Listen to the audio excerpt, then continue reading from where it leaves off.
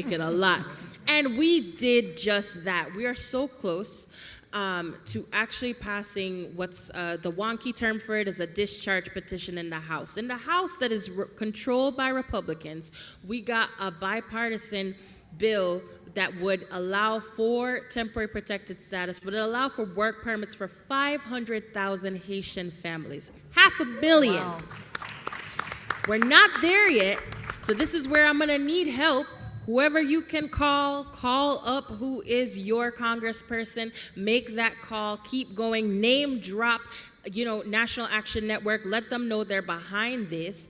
But that letter moved Congressional Black Caucus. They were mad at us. They were like, why are you sending us a letter? We're already your friend. And we're like, well, if you're our friend, then you will actually now make some demands on our behalf.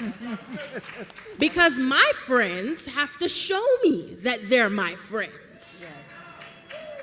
They did that, though, and so the bill was introduced by Ayanna Pressley. We have 218 members of Congress, including 4 Republicans on it. This is bipartisan, and we are hoping to have it pass the House before April 29, which is when the Supreme Court will take up the Haitian TPS case as well as Syria. And so that's power. That's power, and we've got demands, and that little letter that may not seem like much, we took that, ran with it, and were able to get to 218 in the House on a discharge petition on immigration, on Black immigration, which I was told has never been done before.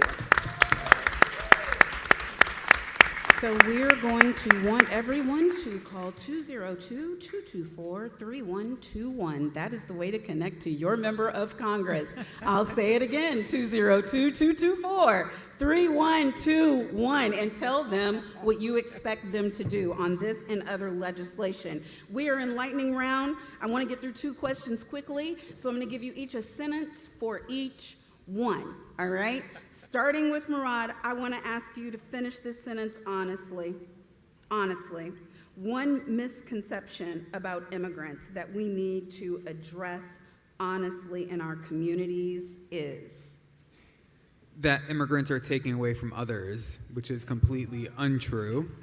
And here in the state of New York, immigrants contribute over $81 billion in local and state tax dollars, and have the spending power of over $250 billion.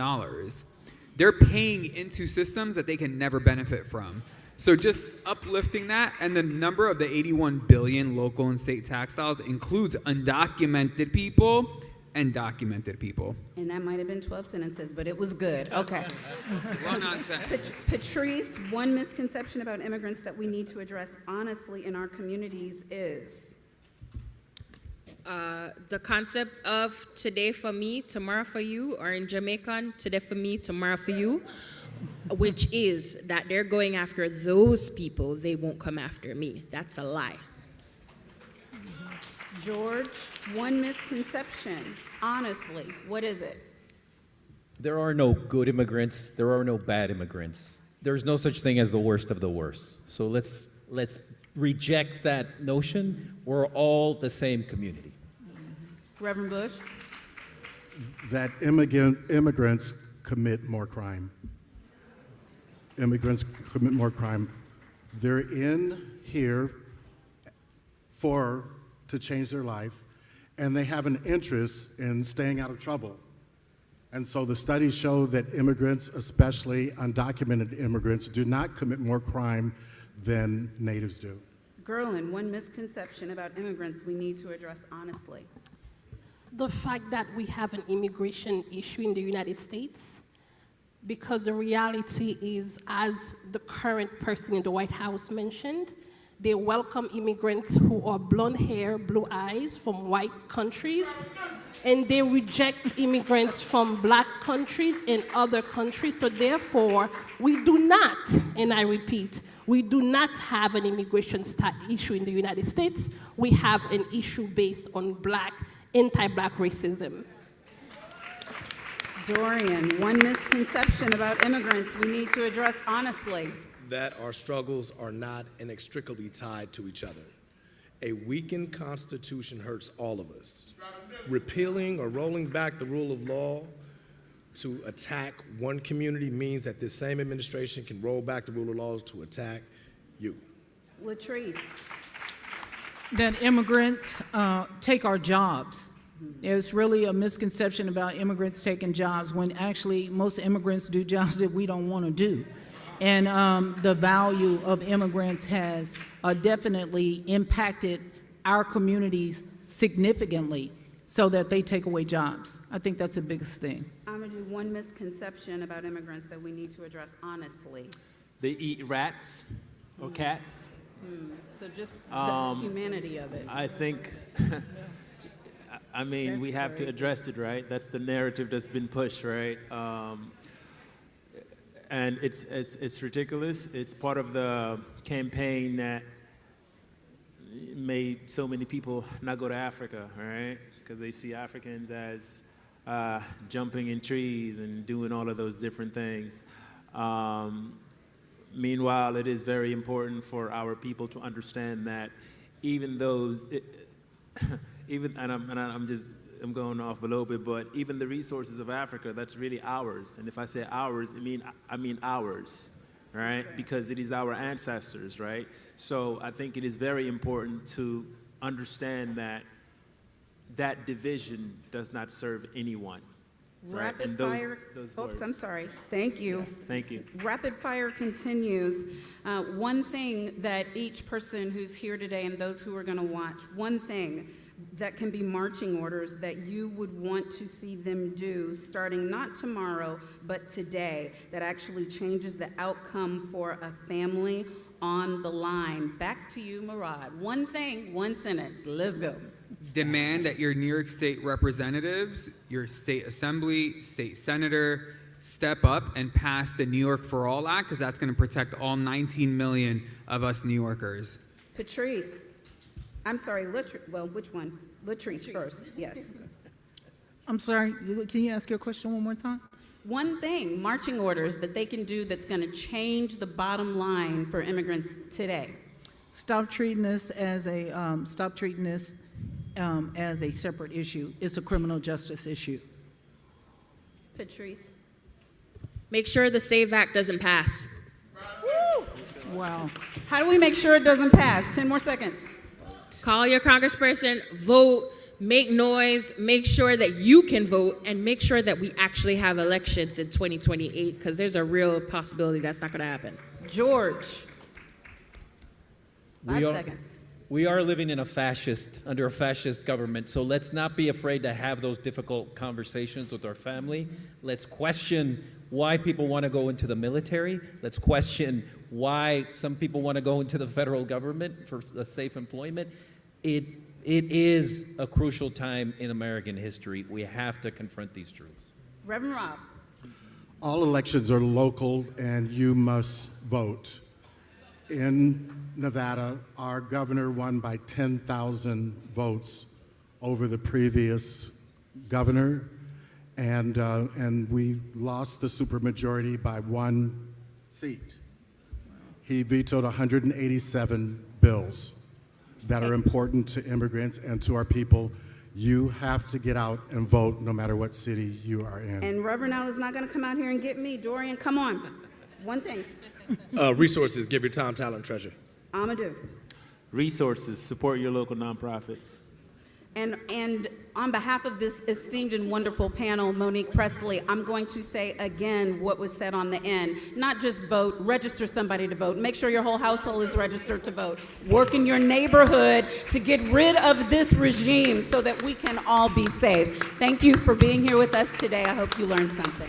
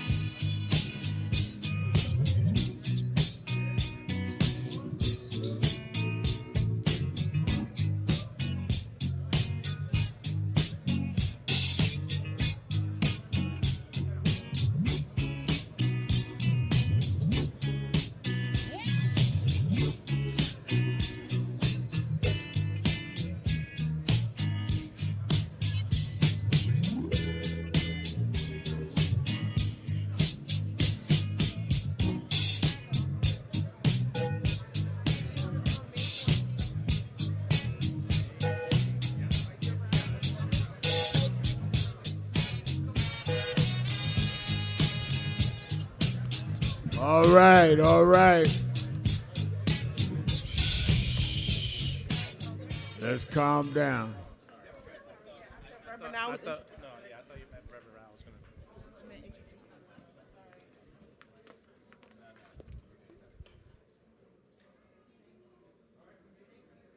All right. We're now going to deal with our panel that is going to deal with international issues around our people all over the world. We must think and act global in order to affect anything. We're in a global world now. And what happens in Africa affects us in the Caribbean, affects us in the United States. So how do we coordinate and how do we weave this together? Our panel is going to approach how we respond to that. I want to bring on the convener and who will preside over this. I met this brother 35 years ago.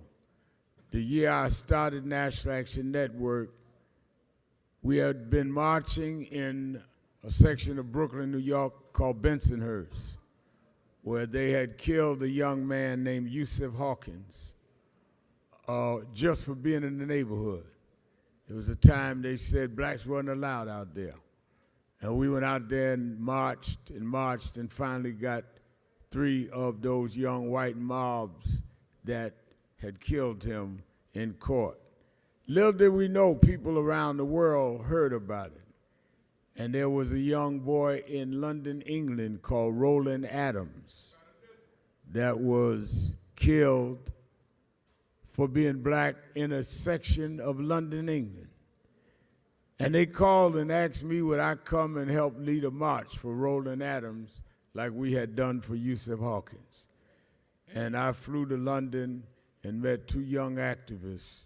One is with us today. They started, we marched, they fought for justice. They formed a group called Operation Black Vote. And they started registering blacks in London and gaining power and position. 35 years later, he has become a member of the House of Lords in England. He is the assistant vice chair to the chancellor at Cambridge University and has had me there and arranged for me to speak at Oxford. I'll speak at Oxford now, y'all. When I met him, he was Brother Simon, but now he is appointed by the king.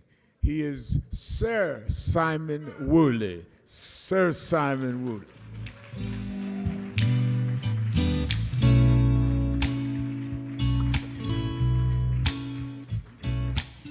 Let's bring out the panel.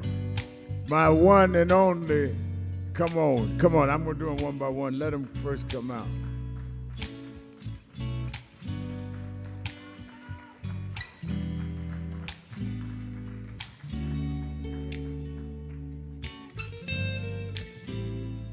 I'm gonna let Simon do the intros, but I have to recognize, you know, I was mentored and raised by Jesse Jackson. And you know that means I've known Jesse Jackson Jr. since he probably was about 7, 8 years old.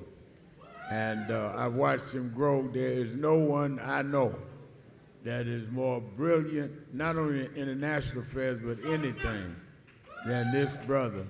And I'm so glad that he comes to our convention every year. He said, I'm coming. I said, I need you to do something. He said, you don't have to put me up to do nothing. I'm coming. He's been there every year and would come with his father every year. Rem Jackson used to come every year till he couldn't travel. But give a hand to my little brother, Jesse Jackson Jr.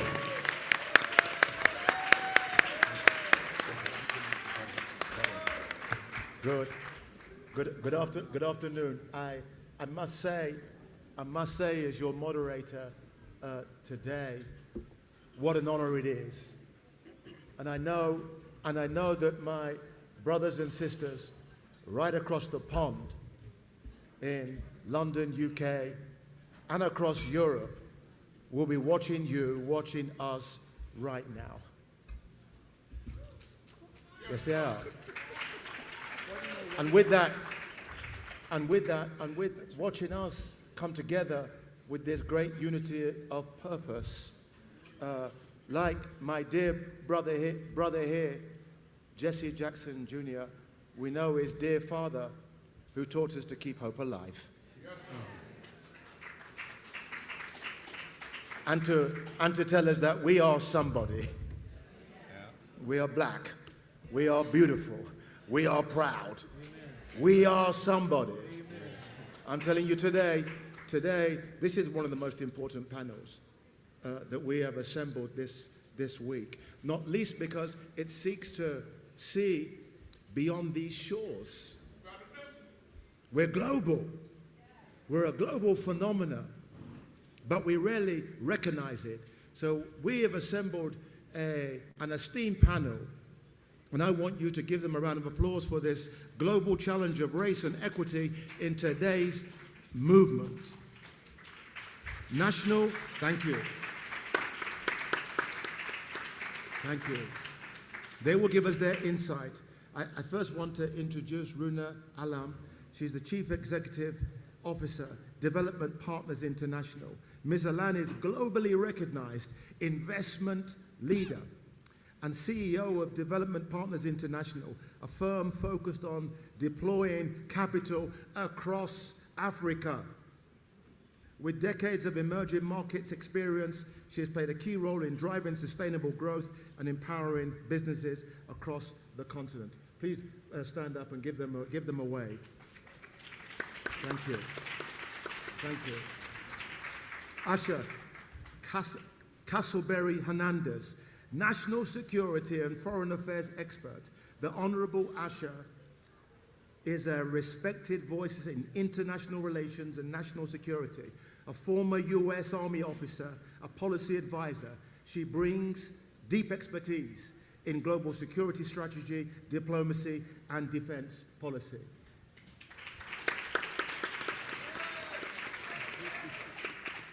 Edmund Folofak, Associate Professor of Internal Medicine and Medical Oncologist, The Ohio State University. Dr. Folofak is a leading oncologist and researcher whose work advances cancer treatment whilst addressing health disparities to improve equity across to care. Where are you, brother?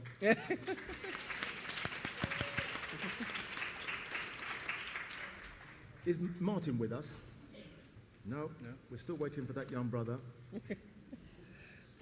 My dear friend here, my dear brother, former U.S. Representative, Illinois 2nd Congressional District. The Honorable Jesse Jackson Jr. is a former member of Congress, known for his advocacy, civil rights, economic justice, the urban development, with long-standing commitment to community and power. Give it up for Brother Jackson.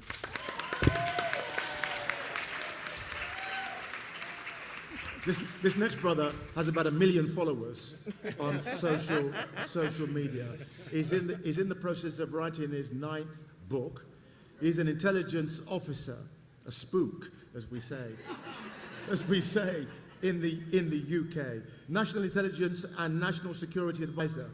Mr. Malcolm Nance is a national recognized intelligence expert, author, commentator, offering critical insights on counterterrorism, cybersecurity, and global geopolitical strategy. Give it up for this super brother.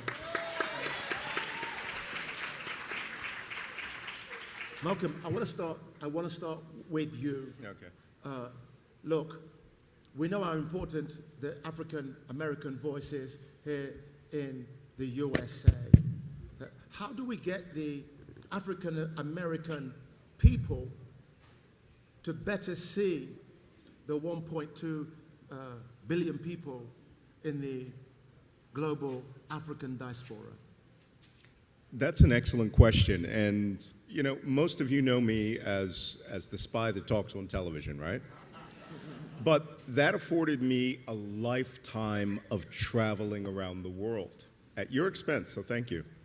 But one of the things that I don't see all the time, I go to Egypt, I go to other parts of the Middle East, Sub-Saharan Africa, I don't see enough people in the black diaspora, particularly us, traveling to a continent that not only was our birth home, genetically and historically, but also we don't expose ourselves to the 1.2 billion people who are like us and want to see us. We don't travel. And if I couldn't even imagine how low the statistics of passport holders. But this is where young people who are influencers, other people who can bring the message of who we are truly, not through basketball and hip hop all the time, the only lenses we're seen through, but that we have wealth, we have intellect, we have universities that should be cooperating and linking to sub-Saharan Africa in a way that we should be displacing the current administration's ignoring of that entire continent. We could do that as a diaspora, not just African American, Afro-Caribbeans, Anglo, Africans. There is a whole world of us that is not linked with the rest of us. How do we link it? Well, again, I like the idea of popularizing, of harnessing these young influencers. I'm an old influencer, okay? I might be the oldest there is. But, these guys who are 18, 19, 20, every year I go to Egypt. I go out to a remote desert village in Western Egypt, and I run into influencers who say, oh, this is a hip eco-tourist spot. That needs to be encouraged for the places, for Nigeria, Ghana, Ethiopia. I love Ethiopia.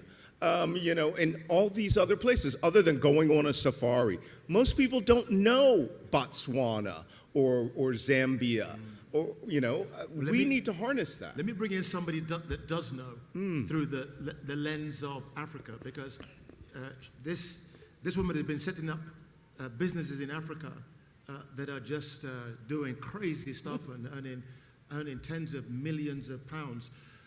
Runa, from your lens, give our audience a flavor about the dynamism that's going on in Africa right now. So I'll start by saying that last 2.5 days there's been talk about giving capital to black and brown people, so creating wealth for the black and brown community. Globally, the same has to be true, and it's now happening. So if you look at what people call the global south, it is black and brown people, and they have been poorer than the global north. And that is changing. Africa. So Africa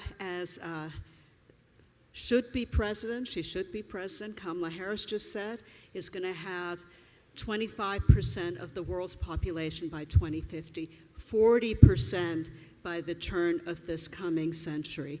It's going to have 13 of the 30 biggest cities. Lagos, Nigeria will be the biggest city in the world. It is, because the population is so young, incredibly tech savvy.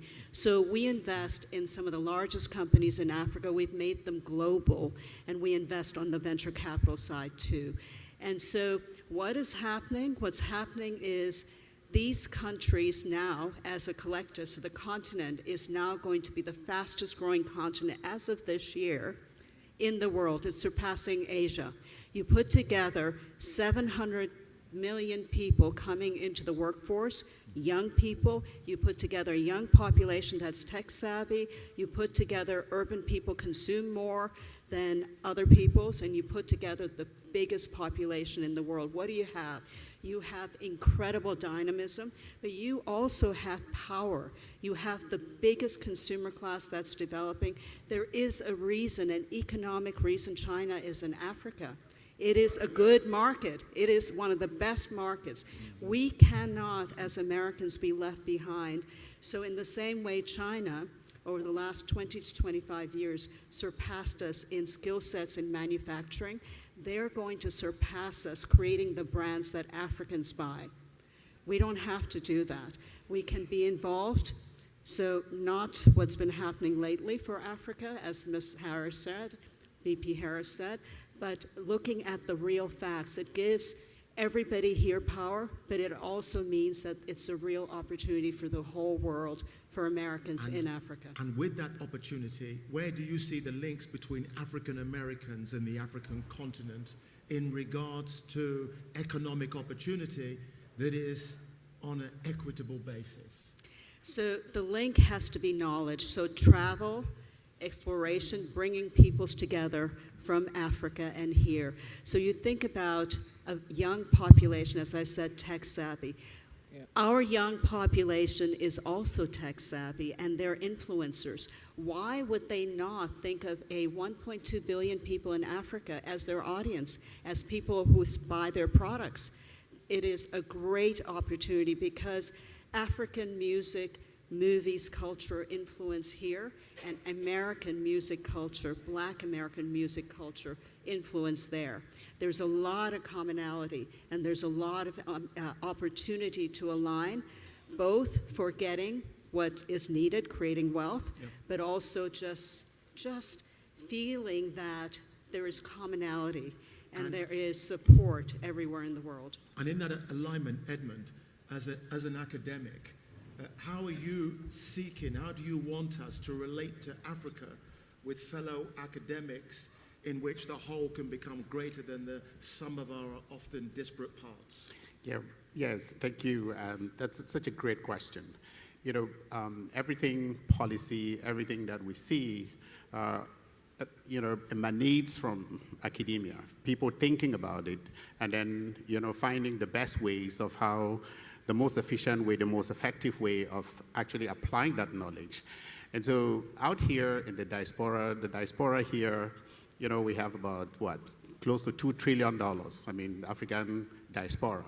You have the African continent, which is essentially, green in terms of its, the potential for investment. And the value added when you invest money in Africa on elevating the people is actually way more, Here in the US, for instance, my area of expertise, we spend about $14,000 in healthcare per person per year. In Africa, that value is about between $85 to about $135. Yet, the continent needs hospitals. Yet, the continent needs a research such that the next drugs can be developed there. So if academic disciplines here in our HBCUs can collaborate with academic disciplines in Africa to not make it be a haphazard process, to actually develop how do you take this money, what is the enabling environment that you need to create in the continent to make this a win-win, so that when somebody wants to go to Africa and invest, for instance, I'm not reaching out to the Vochoric capitalist. I'm going to the same place, the HBCUs here, and then to the African continent where I can get some faculty there to say, hey, what is the best way? Where should I invest my money in order to actually, one, get the return on the investment, but two, add value? And These Edmund, are the things that we need. And Edmund, in that investment, for example, in healthcare and this express train AI, is there an opportunity and is there a danger that Black and brown people will not be included in those models of healthcare AI that will not only work for us, but they may work against us? Absolutely. This is something that we've been thinking through. Remember that AI depends on what? The training data set and the validation data set. If you actually take information that you put into the AI, and that information doesn't include the people in the continent, then you are going to get faulty things, right? There is one area in biology which we're already seeing that now, in terms of genetic variability. Africa has the most genetic diversity in the whole world combined. And it makes sense because that is where humanity emanated. So, but if you look at clinical trials in medicine, in cancer care, all the breakthroughs, there are only 5% or less of clinical trials that actually are done in Africa.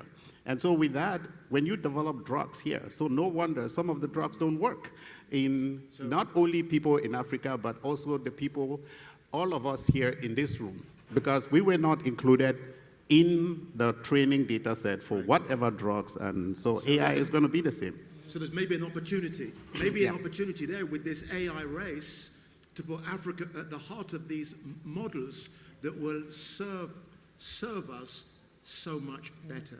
I want to turn to Asha, and in regards to the security, national security of black people, global security of black people. We saw here some months ago when the president of South Africa came to the White House and was mocked by the president in such a shameful manner that disgraced, belittled that office. Asha, how can we protect the security of black and brown people around the world with this right-wing deluge that demonizes and belittles us? Well, there's multiple ways, but one we have to definitely look at is looking at the current role of U.S. global leadership.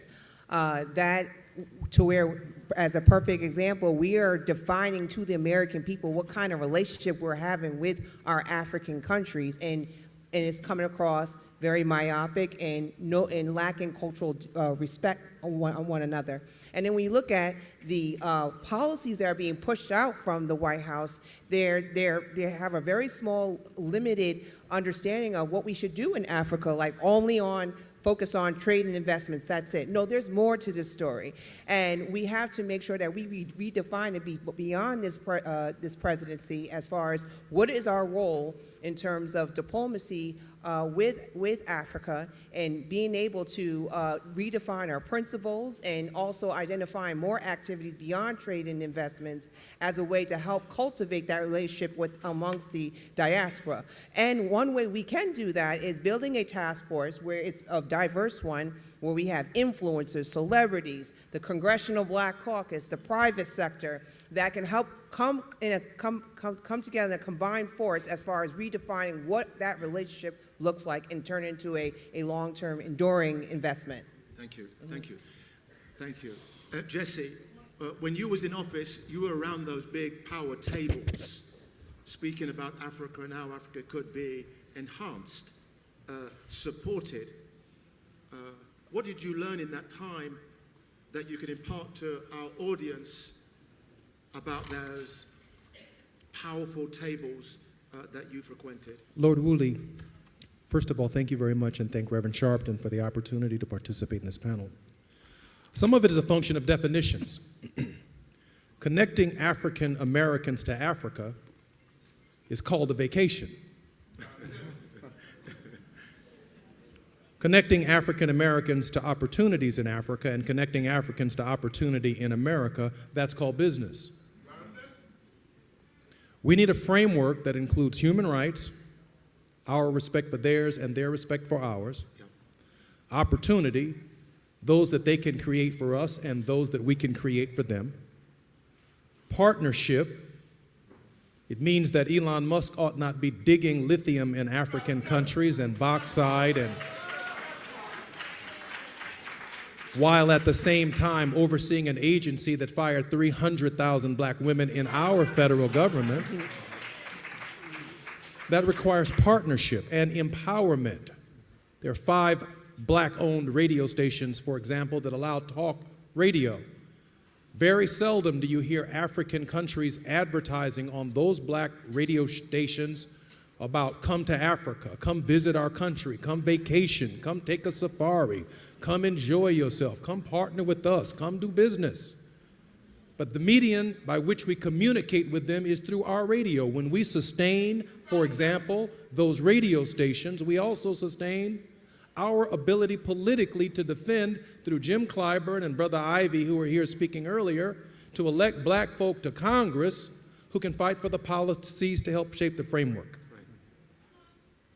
African leaders, and this ought to be the last time, that they come to the United Nations and speak and don't stop by the National Action Network and spend some time with Reverend Sharpton. Now, we don't trust Elon Musk, but we do trust Reverend Sharpton.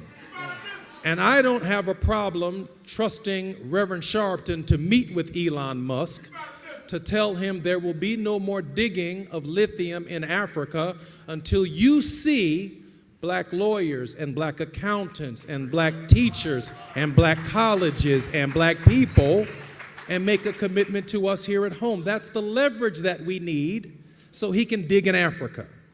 And last but not least, the next time an African leader comes to the United States, they ought call and ask for the lay of the land before they meet with the President of the United States and get insulted by Donald Trump.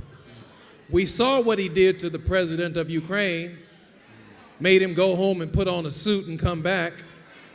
If they would have called us from South Africa and said, what would it be like if I accept an invitation from Donald Trump, we would tell him he's going to insult the hell out of you when you come there.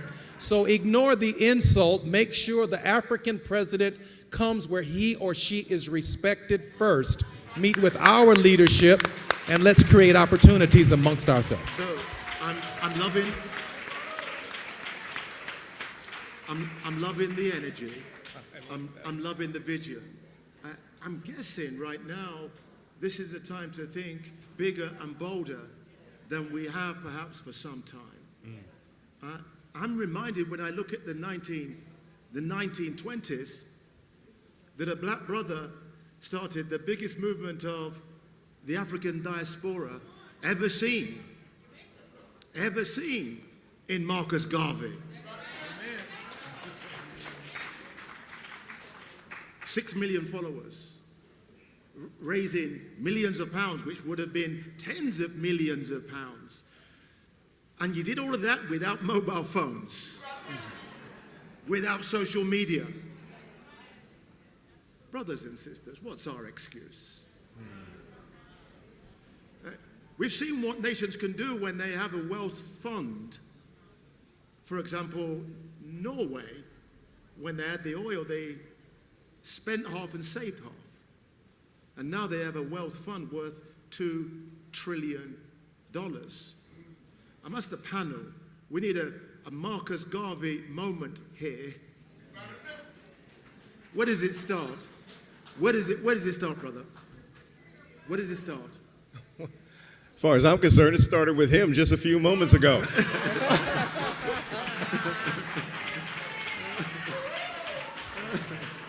I don't know about you, but Jesse Jackson Jr. I was looking for my wallet. So let's start there with Nan. How do we get a wealth fund? How do we start our own wealth fund? Talk to me. You know, we're busy. We spend fortunes on our hair. We spend fortunes on clothes and beauty products. What about for our future, Asha? Asha, Dare I say it, I may say that you're the youngest on the panel. Thank you. We have to align as a unit, the diaspora, with emerging industries, like looking at the critical mineral situation, right? As well as digital currency to help extract that wealth, right? But simultaneously, we have to also define our leadership as far as how we can work together in resolving our regional peace and security issues. I love Jesse Jackson's legacy as far as how he was one that called on to resolve the issues as far as hostage affairs and taking on the leadership on that. Right. So we have to simultaneously work on those two together. But we also have to take advantage of sports and entertainment together, right? Hip hop is extremely influential, right. And we can leverage that. And we have hip hop artists that want to go to Africa and be able to work together and build on special projects. So it's there. Okay, Edmund. Edmund, I need the leaders. I need the leaders in medicine, and we need the leaders in the university. How do we sew that golden thread with our black academics?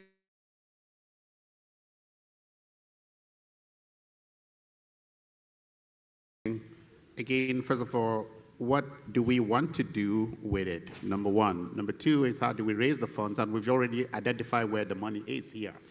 And then three, how do you, when you invest that fund, we don't need to be like, I hear in the diaspora especially the people who just came from Africa like myself, they'll say, oh, I'm Ghanaian American, I'm Ghanaian diaspora, I'm Congolese diaspora. No, I want to disabuse that. We just need to have a few places that have the enabling environment. We get these funds, invest these funds in a form of maybe some kind of an investment bank. So that we can industrialize. Africa can industrialize and add value, and stop being just the extractive, area where people just go and take out resources and then, bring out to the United States or to the West. So that is the critical thing. And the reason why this is very important is that IMF or the Bretton Woods Institution and increasingly now the Chinese, when they invest in Africa, they are investing in Africa for one reason only, profit. Yes. But if we raise our funds to invest in Africa, we are investing in the human beings because they look like you and me, and we have a stake in it beyond just the money. And so we not only gain resources, the money, but we also elevate the next generation. And tomorrow, Africa can then form, we can see the next Wakanda build up in Africa that would give you and me, the respect we all deserve as human beings. Wonderful. Runa, tell me, you are an expert on managing funds, huge amounts of funds, millions, tens of millions of dollars. What can we do with an investment black bank? Okay, billions, not millions, okay? So let's be powerful about this. I want to say a couple of things. First of all, the National Basketball League, NBA, is now in Africa. Think about the opportunity. It's growing leaps and bounds. Stadiums are being built. Young Africans are getting trained to be amazing basketball players. It's everywhere. There's a huge link everywhere. There really is. Let me give a vision here. First of all, I want to talk about two people. One of our companies is the biggest fintech, one of the biggest in Africa, biggest in Nigeria, MoneyPoint. Tosin, who's the CEO, I want you to envision how amazing a CEO is to build that. We've got another company called Kara, which is bringing healthcare to the poor people all around Africa through insurance, microinsurance, and building healthcare system. You know who's building that? Somebody who was the head,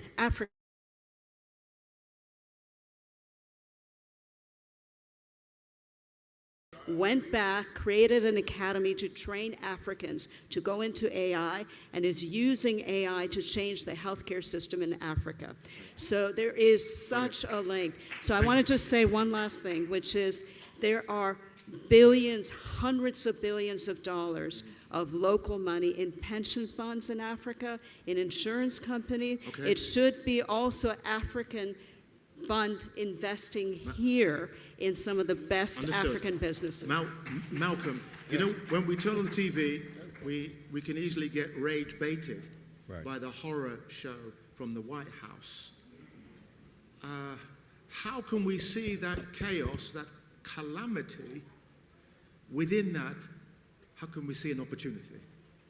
The opportunity is there. The United States is withdrawing as a nation from sub-Saharan Africa. They're closing 17 embassies and consulates. Wow. What is missing is there is a gap now for statesmanship. And we don't have to wait for 2 or 3 administrations down for someone to appoint an ambassador here and an ambassador there. We can create our entire own ambassadorship of business, of statecraft, and fill the gap, not just African Americans, the African diaspora, and create those wealth and sovereign funds. $5 from 40, we're 42 million African Americans, right? We have an interest in Africa, and Africa has an interest in us. Correct. And where no one is helping, we should help ourselves, and we should build our own bridge. Where does it start? I'm sorry? Where does it start? 2 minutes ago when I started that statement. There we go. There we go. I think, the thing is, like you, over the last few days, Over the last few days, I've sat here in awe, listening to the array of wonderful speakers from business, from politics, from the arts. You know, sometimes I feel where the gap is missing in this leadership need that we have is that we're not looking in the mirror. There you go. To find the leaders that we need. In the last 48 seconds, I want you to stand up if you can now see yourself as a leader. Please stand up. Please stand up. Global Please stand leader. up. Please stand up. Look at this. Look at this leadership. Coming out of the shadows. Owning the space. Being black and proud. That we are somebody. That's right. That we will succeed. And Dubai, yes, and Dubai. Thank you, thank you, thank you. When you leave the building, keep the leadership. When you go back home, you keep the leadership.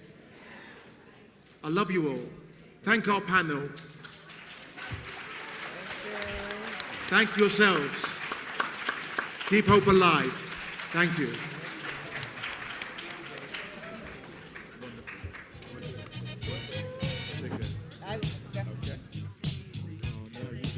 No, you were brilliant. You were super brilliant. Excuse me. Oh, no, you too. Yes, we are. Oh, okay.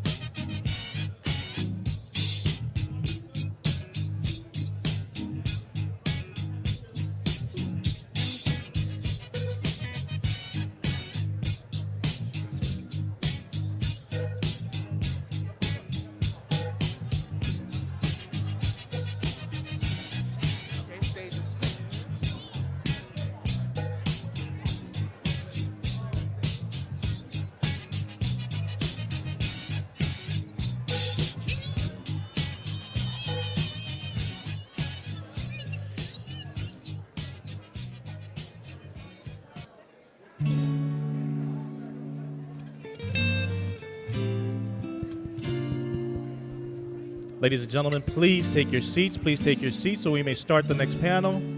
Please take your seats.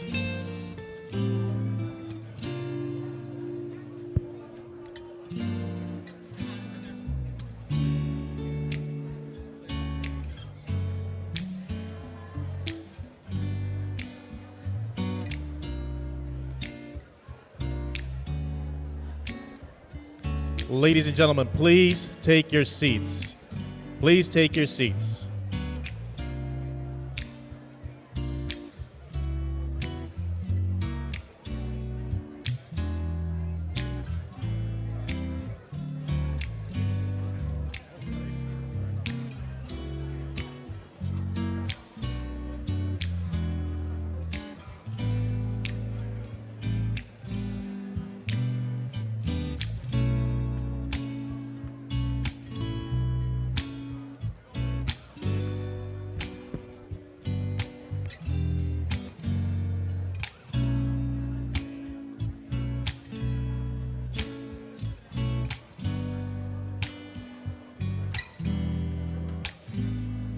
All right.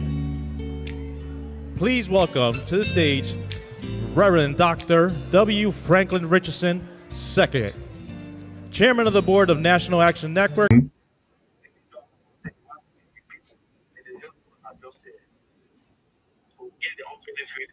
Yeah.